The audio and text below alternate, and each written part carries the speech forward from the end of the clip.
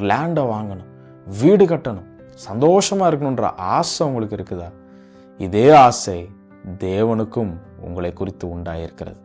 உபாகமம் 28 வாசிக்கிறோம், உன் தேவனாய கர்த்தர் உனக்கு கொடுக்கும் தேசத்திலே உன்னை ஆசீர்வதிப்பார். உங்களுக்குன்னு ஒரு ஜாகிரபிக்கல் லொக்கேஷனை கொடுக்கறது அவருடைய சித்தமாய் இருக்கிறது. நீங்கள் வீடுகளை கட்டி வாழணும், அதில் சந்தோஷமாக இருக்கணுன்றது அப்பாவுடைய விருப்பமாக இருக்குது. 2 கொரிந்தியரில் நாம் வாசிக்கிறோம், எங்களால் தேவனுக்கு மகிமை உண்டாகும்படிக்கு தேவனுடைய வாக்குத்தத்தங்கள் எல்லாம் இயேசு கிறிஸ்துவுக்குள் ஆம் என்றும் அவருக்குள் ஆமேன் என்றும் இருக்கிறது என்று சொல்லி நீங்கள் வீடுகளை கட்டுகிறது அவருக்கு மகிமையை கொண்டு வருகிறதாய் இருக்கிறது.